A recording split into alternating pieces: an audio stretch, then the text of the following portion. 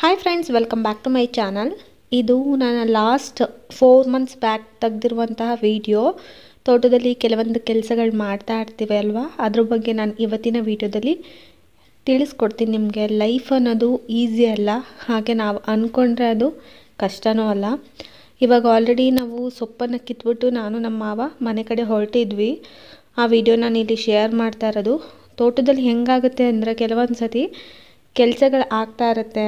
So ನಮ್ಮ ಜೀವನ ಹೆಂಗಿರುತ್ತೆ ಅನ್ನೋದನ್ನು ನಾವು ಕಲ್ಪಿಸ್ಕೊಳ್ಳೋದಕ್ಕೂ ಸಾಧ್ಯ ಇಲ್ಲ. ತುಂಬ ಖುಷಿ ದುಃಖ ಎಲ್ಲ ವಿಚಾರಗಳು ಕೂಡ ನಮ್ಮ ಲೈಫಲ್ಲಿ ಬರ್ತಾ ಇರುತ್ತೆ ಅಂತಲೇ ಹೇಳ್ಬೋದು. ಸೊ ನನಗೆ ಕೆಲಸ ಕಲಿಯೋದಕ್ಕೆ ಯಾವುದೇ ಕೆಲಸ ಆಗಲಿ ನನಗೆ ಯಾವುದೇ ರೀತಿಯಾದಂಥ ಮುಜುಗರ ಅನ್ನೋದಿಲ್ಲ. ನಾನು ಕಲಿಬೇಕು ಅಂತ ಇದ್ದರೆ ಯಾವುದೇ ಕೆಲಸ ಆಗಿದ್ರೂ ನಾನು ಅದನ್ನು ಕಲಿತೀನಿ. ಅದು ನನ್ನ ಒಂದು ಗುಣ ಸ್ವಭಾವ ಏನು ಬೇಕಾದ್ರೂ ಅನ್ಬೋದು. ಸೊ ನೀವು ನೋಡ್ತಾ ಇದ್ದೀರಾ, ಲಾಸ್ಟ್ ಪಿಕ್ಕನ್ನು ನಾನು ಇಲ್ಲಿ ಶೇರ್ ಮಾಡ್ತಾಯಿದ್ದೀನಿ. ಯಾವ ತಿಂಗಳು ತೆಗ್ದಿರುವಂಥದ್ದು ಅಂತ. ಈ ಮಂತಲ್ಲಿ ಈ ಕೊತ್ತಂಬರಿ ಸೊಪ್ಪು ಅಂತ ಏನು ಹೇಳ್ತೀವಿ, ಇದನ್ನು 7 ರೂಪಾಯಿ ಕೊಟ್ಬಿಟ್ಟು ಮನೆ ಹತ್ರನೇ ಬಂದು ತೊಗೊಂಡು ಹೋಗ್ತಿದ್ರು. ಯಾಕಂದರೆ ಆವಾಗ ಬೇಸಿಗೆ ಜಾಸ್ತಿ ಇತ್ತು. ಸೊ ಸೊಪ್ಪಿನ ರೇಟು ಕೂಡ ಜಾಸ್ತಿ ಇದ್ದಿದ್ದರಿಂದ ಮನೆ ಹತ್ರನೇ ಬಂದು ತೊಗೊಂಡು ಹೋಗ್ತಿದ್ರು. ಸೊ ಯಾವಾಗ ಜನ ಜಾಸ್ತಿ ಬೆಳೆಯೋದಕ್ಕೆ ಶುರು ಮಾಡ್ತಾರೋ ಆವಾಗ ಅವರು ಬರೋದೂ ಇಲ್ಲ. ಸೊ ನಾವೇ ತೊಗೊಂಡು ಹೋಗಿ ಮಾರ್ಕೆಟಲ್ಲಿ ಮಾರಬೇಕು. ಕೆಲವೊಂದು ಸತಿ ಸಾಂಬಾರು ಸೊಪ್ಪು ಅಥವಾ ಕೊತ್ತಂಬರಿ ಸೊಪ್ಪು ಅಂತ ಏನು ಹೇಳ್ತೀವಿ, 1 ರೂಪಾಯಿಗೆ 1 ಕಟ್ಟಾಗುತ್ತೆ. ಕೆಲವೊಂದು ಸತಿ 10 ರೂಪಾಯಿಗೆ 1 ಕಟ್ಟಾಗುತ್ತೆ. ಅಥವಾ ಮಾರ್ಕೆಟ್ ರೇಟು ಅಂತ ಕೇಳೋದಾದರೆ 8 ರೂಪಾಯಿ ಇರುತ್ತೆ ಒಂದು ಕಟ್ಟು ನಿಮ್ಮ ಹತ್ರ ತೊಗೊಳ್ಳೋದು. ಅಂದರೆ ಚೆನ್ನಾಗಿರಬೇಕು, ಫ್ರೆಶ್ ಆಗಿರಬೇಕು, ಆವಾಗ ಕಿತ್ತಿರಬೇಕು. ಸೊ ಏನು ಕೂಡ ಜಾಸ್ತಿ ಬೆಳೆದಿರಬಾರ್ದು, ಹೂವು ಆಗಿರಬಾರ್ದು, ಇದೆಲ್ಲ ಇರುತ್ತೆ. ಸೊ ನಾವು ಲಾಸ್ಟ್ ಟೈಮ್ ಕೂಡ ಮೆಣಸಿನ್ಕಾಯಿ ಗಿಡ ಹಾಕಿದ್ವಿ. ಅದು ತುಂಬ ಸರಿಯಾಗಿ ಬರಲೇ ಇಲ್ಲ ಅಂತ ಹೇಳ್ಬೋದು. ಆಮೇಲೆ ಮೆಣಸಿನ್ಕಾಯಿ ಗಿಡಕ್ಕೆ ಜಾಸ್ತಿ ಔಷಧಿ ಹೊಡಿಬೇಕಾದ ಸೀಸನ್ ಆಗಿರೋದ್ರಿಂದ ನಾವು ಮತ್ತೆ ಅದನ್ನು ಬೆಳಿಲಿಲ್ಲ. ನನ್ನ ತೋಟದ ಯಾಕೆ ಕೆಲವೊಂದು ವೀಡಿಯೋಸ್ಗಳನ್ನ ಅಪ್ಲೋಡ್ ಮಾಡ್ತಿರ್ಲಿಲ್ಲ ಅಂದರೆ, ನನ್ನ ಲೈಫಲ್ಲಿ ನನ್ನದೇ ಆದಂಥ ರಿಸ್ಟ್ರಿಕ್ಷನ್ಗಳು ಇರುತ್ತೆ. ಕೆಲವೊಂದು ವೀಡಿಯೋಸ್ಗಳನ್ನ ನಾನು ಶೇರ್ ಮಾಡಬಾರ್ದು ಅನ್ನೋದು. ಸೊ ಹಾಗಾಗಿ ಆ ಟೈಮಲ್ಲಿ ನಾನು ಯಾವುದೇ ವೀಡಿಯೋಸ್ಗಳನ್ನ ಶೇರ್ ಮಾಡೋದಿಲ್ಲ.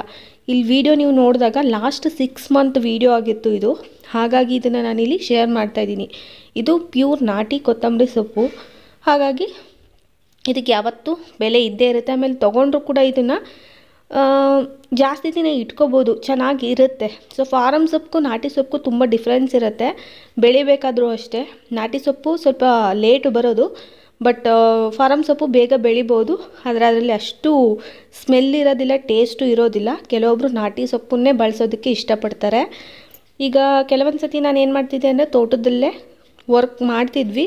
ಅದಾದಮೇಲೆ ಸಂತೆಗೆ ಹೋಗಿ ಸೊಪ್ಪು ಮಾರೋದು, ಇದನ್ನೆಲ್ಲ ಮಾಡ್ತಿದ್ದೆ. ಅನೇಕ ವಿಷಯಗಳನ್ನ ನಾನು ನನ್ನ ಜೀವನದಲ್ಲಿ ಏನನ್ಬೋದು ಕಲ್ತ್ಕೊಂಡಿದ್ದೀವಿ ಅಂತ ಹೇಳ್ಬೋದು. ಯಾರು ಯಾವಾಗ ಬೇಕಾದರೂ ಯಾವುದೇ ವಿಷಯದಲ್ಲಿ ಕಲಿಯೋದಕ್ಕೆ ಆಸಕ್ತಿ ಇದ್ದರೆ ಆ ಟೈಮಲ್ಲಿ ಮಾತ್ರ ಕಲಿಬಹುದು. ನಮ್ಗೆ ಆಸಕ್ತಿ ಇಲ್ಲ ಅಂದರೆ ನಾವು ಏನನ್ನು ಕೂಡ ಕಲಿಯೋದಕ್ಕೆ ಇಷ್ಟ ಇರೋದಿಲ್ಲ ಅಷ್ಟೇ. ಸೊ ಎವ್ರಿ ಟೈಮ್ ನಾವು ಈ ಬಿಸಿಲಲ್ಲಿ ಕೆಲಸ ಮಾಡ್ತಿದ್ದೀವಿ ಅಂದರೆ ಮಜ್ಜಿಗೆ, ಎಳ್ನೀರು, ನೀರು ಮತ್ತು ಟೀ, ಬ್ರೆಡ್ಡು, ಬಿಸ್ಕೆಟು ಯೂಶಲಿ ತಿನ್ನಬೇಕಾಗತ್ತೆ. ಅದೇನು ಮಾಡೋದಕ್ಕಾಗಲ್ಲ. ಮತ್ತು ಬಾಳೆಹಣ್ಣು ಏನಾದರೂ ಸರಿ, ಏನಂತಾರೆ, ಮೈ ತುಂಬ ಕೈ ತುಂಬ ಕೆಲಸ ಇದ್ದಾಗ ಹೊಟ್ಟೆಗೆ ಏನು ಸಿಕ್ಕಿದ್ರೂ ತಿನ್ನೋ ಅಂಥ ಹಸಿವು ಬಂದೇ ಬರುತ್ತೆ ಅಂತಲೇ ಹೇಳ್ಬೋದು. ನಾನು ಈ ವಿಡಿಯೋಸ್ಗಳನ್ನೆಲ್ಲ ಬಹಳಷ್ಟು ದಿನದಿಂದ ಕ್ಯಾಪ್ಚರ್ ಮಾಡಿ ಇಟ್ಕೊಂಡಿದ್ದೆ. ಸೊ ಲಾಸ್ಟ್ ಇವಾಗ ಇಯರ್ ಎಂಡ್ ಆಗ್ತಾ ಇರೋದ್ರಿಂದ ಈ ವರ್ಷದಲ್ಲಿ ನಾನು ಏನೇನು ಮಾಡಿದ್ದೀನಿ ಅನ್ನೋದ್ರದ್ದು ನಾನು ರೀಕ್ಯಾಪ್ ನೋಡಿದಾಗ ಸೊ ಇದ್ರದ್ದು ಸಾಕಷ್ಟು ವೀಡಿಯೋಗಳಿತ್ತು. ಐ ಥಿಂಕ್ ಇದನ್ನು ನನ್ನ ವೀಡಿಯೋದಲ್ಲಿ ಅಥವಾ ನನ್ನ ವ್ಲಾಗ್ಸ್ಗಳಲ್ಲಿ ಶೇರ್ ಮಾಡಿದ್ರೆ ಇದೊಂದು ಮೆಮೊರಿಯಾಗಿ ಉಳ್ಕೊಳ್ಳುತ್ತೆ ಅಂತ ನಾನು ಇಲ್ಲಿ ಕ್ಯಾಪ್ಚರ್ ಮಾಡಿ ಹಾಕ್ತಾಯಿದ್ದೀನಿ. ಇದು ಸ್ವಲ್ಪ ನಾಟಿ ಸೊಪ್ಪು ನೋಡಿ, ಬಿಸಿಲಿರೋದ್ರಿಂದ ಕೆಲವೊಂದು ತೆಂಗಿನ ಮರದ ಬುಡಗಳಲ್ಲಿ ಅಷ್ಟು ಬೇಗ ಬೆಳೆದಿರೋದಿಲ್ಲ. ಅದು ಸ್ವಲ್ಪ ಚಿಕ್ಕದಾಗೇ ಇರುತ್ತೆ ಮತ್ತು ಫ್ರೆಶ್ ಆಗು ಕೂಡ ಇರುತ್ತೆ. ಸೊ ರೇಟ್ ಜಾಸ್ತಿ ಇದ್ದಾಗ ಯಾವುದೇ ಸೊಪ್ಪಾದರೂ ಕೂಡ ಕಿತ್ತು ನಾವು ಮಾರ್ಕೆಟಲ್ಲಿ ಮಾರಲೇಬೇಕಾಗುತ್ತೆ. ನಮ್ಮ ಮಾವ ಯಾವ ರೀತಿ ಕಟ್ತಾ ಇದ್ದಾರೆ ಅಂತ ನಾನು ವಿಡಿಯೋ ಕ್ಯಾಪ್ಚರ್ ಮಾಡಿದ್ದೆ, ಅದನ್ನು ನಾನಿಲ್ಲಿ ಶೇರ್ ಮಾಡ್ತಾಯಿದ್ದೀನಿ. ನನಗೆ ಇಷ್ಟು ಫಾಸ್ಟಾಗೆಲ್ಲ ಸೊಪ್ಪು ಸ್ಟಾರ್ಟಿಂಗಲ್ಲಿ ಕೀಳೋದಕ್ಕೆ ಆಗ್ತಾ ಇರಲಿಲ್ಲ. ಬರ್ತಾ ಅದು ರೂಢಿ ಆಗ್ತಿತ್ತು. ಸೊ ಅದು ನನಗೂ ಕೂಡ ಇಷ್ಟ ಆಗುವಂಥ ಕೆಲಸ. ಆದರೆ ನಾನು ಯಾವುದೇ ಕಾರಣಕ್ಕೂ ಕೂಡ ಇದನ್ನೇ ಮಾಡೋದಕ್ಕೆ ಸಾಧ್ಯ ಆಗಲ್ಲ. ಯಾಕಂದರೆ ನನ್ನ ಹೆಲ್ತ್ ಇಶ್ಯೂಸ್ಗಳು ನನಗೆ ಮಾತ್ರ ಗೊತ್ತಿರುತ್ತೆ. ನನ್ನಲ್ಲಿ ಕೆಲವೊಂದು ಸತಿ ಬ್ಲಡ್ ಪಾಯಿಂಟ್ ಕಡಿಮೆ ಆಗುತ್ತೆ, ಟಯರ್ಡ್ನೆಸ್ ಜಾಸ್ತಿ ಇರುತ್ತೆ. ಸೊ ಒಂದು 4 ದಿನ ಕೆಲಸ ಮಾಡಿದ್ರೆ ಒಂದು 3 ಡೇಸ್ ನಂಗೆ ರೆಸ್ಟ್ ಬೇಕಿರುತ್ತೆ. ಇದು ನನ್ನ ಬಾಡಿಯ ಒಂದು ಪರಿಸ್ಥಿತಿ ಅಂತಲೇ ಹೇಳ್ಬೋದು. ಎಲ್ಲ ಕೆಲಸನೂ ಎಲ್ಲರೂ ಮಾಡೋದಕ್ಕೆ ಸಾಧ್ಯ ಇಲ್ಲ. ಅದು ಯೂಶ್ವಲಿ ಅದು ಕೆಲವೊಬ್ರಿಗೆ ಗೊತ್ತಾಗುತ್ತೆ, ಕೆಲವೊಬ್ರಿಗೆ ಗೊತ್ತಾಗೋದಿಲ್ಲ ಅಷ್ಟೇ. ಎಲ್ಲರ ಬಾಡಿ ಒಂದೇ ಟೈಪ್ ಆಗಿಬಿಟ್ರೆ ಜಗತ್ತಿನಲ್ಲಿ ಯಾರಿಗೂ ಸೋಲು ಅನ್ನೋದಿರಲ್ಲ, ಯಾರಿಗೂ ಆರೋಗ್ಯ ಇಲ್ಲದೆ ಇರೋದಿಲ್ಲ. ಹಾಗಾಗಿ ಅವ್ರವ್ರ ಬಾಡಿ ಅವ್ರವ್ರ ಮೇಲೆ ಡಿಪೆಂಡ್ ಆಗುತ್ತೆ. ತೋಟ ಹೊಲ ಈ ಕಡೆ ಎಲ್ಲ ಹೆಂಗೆ ಅಂದರೆ, ಸೊ ಈ ರೀತಿ ಏನಾದ್ರು ನೀರು ಹಾಯಿಸ್ಬಿಟ್ರೆ ಅಥವಾ ಮಳೆ ಬಂದಾಗ ಆ ವೆದರೇ ಚೇಂಜ್ ಆಗುತ್ತೆ ಅಂತ ಹೇಳ್ಬೋದು.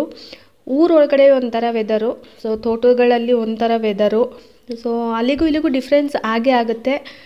ತೋಟದಲ್ಲಿ ಕೆಲಸ ಮಾಡ್ತಿರೋ ಟೈಮ್ ಅಂತೂ ಖಂಡಿತ ಗೊತ್ತೇ ಆಗಲ್ಲ. ಬಟ್ ಸಪೋರ್ಟ್ಗೆ ಎಲ್ಲರೂ ಇದ್ದರೆ ಮಾತ್ರ ತೋಟದಲ್ಲಿ ಕೆಲಸ ಮಾಡೋದಕ್ಕಾಗೋದು. ಯಾಕಂದರೆ ಒಬ್ಬೊಬ್ಬರೇ ತೋಟಗಳಲ್ಲಿ ಓಡಾಡೋದಕ್ಕೆ ಆಗೋದಿಲ್ಲ. ನಾನು ನಮ್ಮ ಮಾವ ಜೊತೆಲೇ ಹೋಗ್ತಾ ಇದ್ವಿ. ಸೊ ಕೆಲವೊಂದು ಸೊಪ್ಪುಗಳನ್ನ ನಾನು ಬೇರೆ ಬೇರೆ ಕಡೆ ಬೆಳೆದಿದ್ದೀವಿ. ಯಾಕಂದರೆ ಒಂದು ಕಡೆ ಕೊತ್ತಂಬರಿ ಸೊಪ್ಪು ಬೆಳೆದ್ರೆ, ಕೆಲವೊಂದು ಕಡೆ ಮೆಂತ್ಯ ಸೊಪ್ಪು, ಕೆಲವೊಂದು ಕಡೆ ಒಂದೊಂದು ಜಾಗ ಅಂತ ಇಟ್ಕೊಂಡಿರ್ತೀವಿ ನೋಡಿ. ಆ ಮಣ್ಣು ಮತ್ತು ಅಲ್ಲಿ ನೀರಿನ ವ್ಯವಸ್ಥೆ ಇರಬೇಕು. ಸೊ ಪ್ರತಿಯೊಂದನ್ನು ನೋಡಿಕೊಂಡು ನಾವು ಸೊಪ್ಪುಗಳನ್ನ ಬೆಳೆಯೋದು. ಸೊ ಇಲ್ಲಿ ನಾನು ಸೊಪ್ಪು ಕೀಳ್ತಾ ಇರೋದನ್ನ ನಾನು ವೀಡಿಯೋಗಳನ್ನ ಮಾಡಿಸ್ಕೊಂಡಿದ್ದೆ. ಆ ವಿಡಿಯೋನ ನಾನು ಇಲ್ಲಿ ಶೇರ್ ಮಾಡ್ತಾಯಿದ್ದೀನಿ. ತುಂಬಾ ಬಿಸಿಲಿದ್ರೂ ನಮ್ಗೆ ಅಲ್ಲಿ ಸೊಪ್ಪು ಕೀಳ್ತಾ ಇರ್ತೀವಿ, ಮಾತಾಡ್ಕೊಂಡು ಕೂತಿರ್ತೀವಲ್ಲ, ಅವೇನು ಅನಿಸೋದೇ ಇಲ್ಲ. ವಿಡಿಯೋದಲ್ಲಿ ನೋಡಿದಾಗ ಹೌದು ಎಷ್ಟು ಬಿಸಿಲಿದೆ ಅಲ್ವಾ, ಆ ಟೈಮಲ್ಲಿ ನಮಗೇನು ಅನ್ನಿಸ್ತಾನೇ ಇರಲಿಲ್ಲ. ಬೆಳಗ್ಗೆಯಿಂದ ಸಾಯಂಕಾಲ ಗಂಟೆ ಸೊಪ್ಪು ಕಿತ್ತು ಸೋಮವಾರ ದಿನ ಸಂತೆಲಿ ಮಾರಿ ಅದೇನೋ ಒಂಥರ ಗುಡ್ನೆಸ್ ಫೀಲ್ ಅಂತಲೇ ಹೇಳಬಹುದು. ಲೈಫ್ ಹಿಂಗೇನೆ, ಯಾವಾಗ ಬೇಕಾದರೂ ಏನು ಬೇಕಾದ್ರೂ ಚೇಂಜಸ್ ಆಗ್ಬೋದು. ಎಲ್ಲದಕ್ಕೂ ನಾವು ರೆಡಿ ಇರಬೇಕಷ್ಟೇ. ಬಟ್ ನಮ್ಮಲ್ಲಿ ಯಾವುದೇ ಕೆಲಸ ಆಗಿದ್ರೂ ಮಾಡಬಹುದು ಅನ್ನೋದಿದ್ರೆ ನಾವೇನು ಬೇಕಾದರೂ ಮಾಡ್ತೀವಿ. ಕೆಲವೊಂದನ್ನು ಆಡ್ಕೋಬಹುದು. ಕೆಲವೊಬ್ರಿಗಿದು ಕಷ್ಟ ಅಂತ ಅನ್ನಿಸ್ಬೋದು, ಕೆಲವೊಬ್ರಿಗೆ ಸುಖ ಅಂತ ಅನ್ನಿಸ್ಬೋದು. ಅದು ಅವ್ರ ಮೇಲೆ ಡಿಪೆಂಡ್ ಇರುತ್ತೆ. ಮಾಡೋರು ನಮಗೆ ಖುಷಿ ಇತ್ತು ಅಂದರೆ ನಮಗೆ ಯಾವುದೂ ಕೂಡ ಕಷ್ಟ ಅಂತ ಅನಿಸೋದಿಲ್ಲ. ಸೊ ಇದ್ರ ಜೊತೆಗೆ ನಾನು ಲಾಸ್ಟ್ ಟೈಮು ನಂಜನಗೂಡಿಗೆ ಹೋಗಿದ್ದೆ. ನಂಜನಗೂಡು ಅಂದರೆ ತುಂಬ ಫೇಮಸ್ಸು. ಆ್ಯಂಡ್ ಅಲ್ಲಿಗೆ ಹೋದ್ರಂತೂ ಏನೋ ಒಂಥರ ಖುಷಿ ಅಂತೂ ಅಂದೇ ಅನಿಸುತ್ತೆ. ಹಾಗಾಗಿ ನಾನು ಲಾಸ್ಟ್ ಟೈಮ್ ಹೋಗಿದ್ನಲ್ಲ, ಆ ವಿಡಿಯೋಗಳನ್ನ ನಾನು ಇಲ್ಲಿ ಶೇರ್ ಮಾಡ್ತಾಯಿದ್ದೀನಿ. ನನ್ನ ಮಗಳು ನೋಡಿ, ಇಲ್ಲಿ ಯಾವಾಗಲೂ ಅಷ್ಟೇ ಒಂದು ಆಡಿಯೋ ಹಾಕಿರ್ತಾರೆ, ಬಟ್ಟೆಗಳನ್ನು ದಯವಿಟ್ಟು ನೀರಲ್ಲಿ ಹಾಕಬೇಡಿ, ನೀರಲ್ಲಿ ಯಾರು ಹಾಕ್ತಿರೋ ಅವ್ರಿಗೆ ಕುಷ್ಠರೋಗ ಬರುತ್ತೆ ಅಂತ. ಫಸ್ಟ್ ಟೈಮು ನಾನು ಇಲ್ಲಿಗೆ ಹೋದಾಗ ಆ ಆಡಿಯೋ ಕೇಳಿದಾಗಂತೂ ತುಂಬ ಭಯನೇ ಆಗಿಬಿಟ್ಟಿತ್ತು ಅಂತ ಹೇಳ್ಬೋದು. ಯಾಕಂದರೆ ಹೌದಾ, ದೇವಸ್ಥಾನಗಳಲ್ಲಿ ನದಿಗಳಿಗೆ ಬಟ್ಟೆ ಹಾಕಬಾರ್ದು, ಅದು ತುಂಬ ತಪ್ಪು ಅಂತ ಗೊತ್ತಿದ್ರೂ ಕೂಡ ಎಷ್ಟೋ ಜನ ಆ ಕೆಲಸಗಳನ್ನ ಮಾಡ್ತೀವಿ. ಆದರೆ ಅಲ್ಲಿ ಏನು ಮೆಥಡ್ಗಳನ್ನ ಫಾಲೋ ಮಾಡ್ತಿರ್ತಾರೋ ದಯವಿಟ್ಟು ಅದನ್ನು ನಾವು ಫಾಲೋ ಮಾಡಲೇಬೇಕಾಗತ್ತೆ. ನನಗೆ ಈ ಸ್ಟ್ಯಾಚು ತುಂಬ ಇಷ್ಟ. ನಂಜನಗೂಡಲ್ಲಿ ನೋಡ್ತಾ ಇರೋಂತೂ ಎಷ್ಟೋ ಸತಿ ಈ ಸ್ಟ್ಯಾಚು ಮುಂದೆನೇ ಒಂದು 10 to 15 ಮಿನಿಟ್ಸ್ ಟೈಮ್ನ ನಾನಿಲ್ಲಿ ಸ್ಪೆಂಡ್ ಮಾಡ್ತೀನಿ. ಸೊ ನಂಗೆ ತುಂಬ ಇಷ್ಟ ಈ ಪ್ಲೇಸು. ಓವರಾಲ್ ದೇವಸ್ಥಾನವೂ ಚೆನ್ನಾಗಿದೆ. ಬಟ್ ಇನ್ನೊಂದು ಸ್ವಲ್ಪ ಕ್ಲೀನಿಂಗ್ ಇರಬೇಕು ಅಂತ ಅನಿಸುತ್ತೆ. ನಾನು ಫಸ್ಟ್ ಟೈಮು ಇಲ್ಲಿ ನಂಜನಗೂಡಲ್ಲಿ ಊಟ ಅಂದರೆ ಪ್ರಸಾದಕ್ಕೆ ಹೋಗಿದ್ದು. ತುಂಬ ಚೆನ್ನಾಗಿ ಮಾಡ್ತಾರೆ. ನಂಜನಗೂಡಲ್ಲೂ ಅಷ್ಟೇ ನನಗೆ ಧರ್ಮಸ್ಥಳದಲ್ಲಿ ಪ್ರಸಾದ ತಿಂದಂಗೆ ಅನ್ನಿಸ್ತು. ಖಂಡಿತವಾಗ್ಲೂ ನಾನು ಯಾವತ್ತೂ ಬಂದಾಗಲೂ ನಾನು ಇಲ್ಲಿ ತಿಂದೇ ಇರಲಿಲ್ಲ. ಈಗ ಬಂದಿದ್ದೀನಲ್ಲ, ಈ ಟೈಮ್ ಮಾತ್ರ ತಿಂದಿದ್ದು. ಅಲ್ಲೆಲ್ಲ ನಾನು ವೀಡಿಯೋ ಮಾಡೋದಕ್ಕೆ ಹೋಗಲಿಲ್ಲ. ತುಂಬ ಕ್ರೌಡ್ ಇತ್ತು. ಮತ್ತು ಹೋಗೋದಕ್ಕೂ ಅಷ್ಟೇ ತುಂಬ ಜನ ಇರ್ತಾರೆ ಕೆಲವೊಂದು ಸತಿ ಅಂತೂ.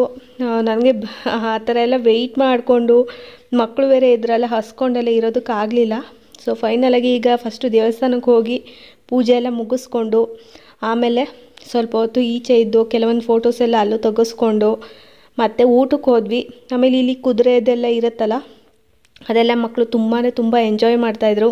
ಈ ರೀತಿ ಸಮ್ಮರ್ ಹಾಲಿಡೇಸಲ್ಲಿ ಅಥವಾ ಯಾವಾಗಾದರೂ ವೆಕೇಷನ್ ಇದ್ದಾಗ ಬಂದ್ರಂತೂ ಮಕ್ಳಿಗೆ ಎಷ್ಟು ಖುಷಿ ಕೊಡುತ್ತೆ ಗೊತ್ತಾ, ನಂಜನಗೂಡಲ್ಲಂತೂ. ಆಮೇಲೆ ಮೈಸೂರಲ್ಲಿ ಆಗಲಿ ಎಷ್ಟೊಂದು ಪ್ಲೇಸಸ್ಗಳಿದೆ. ಇಲ್ಲಿಂದ ನಾವು KRSಗೆ ಹೋಗ್ಬೋದು. ಎಷ್ಟೊಂದು ಪ್ಲೇಸಸ್ಗಳಿವೆ. ನಾವು ಹೋದರೆ ಮಾತ್ರ ಎಂಜಾಯ್ ಮಾಡ್ಬೋದು. ನನಗೆ ಆವಾಗ ಅನ್ನಿಸ್ತಾ ಇತ್ತು ನಾವು ಎಲ್ಲೂ ಹೋಗ್ತಾನೆ ಇರಲಿಲ್ಲ ಜಾಸ್ತಿ. ನಂಜನಗೂಡು ಇಷ್ಟು ಹತ್ರ ಇದೆ ಅಂತಲೇ ನನಗೆ ರೀಸೆಂಟ್ ಒಂದು 5-6 ವರ್ಷದಿಂದ ಗೊತ್ತಾಗಿರೋದಷ್ಟೇ.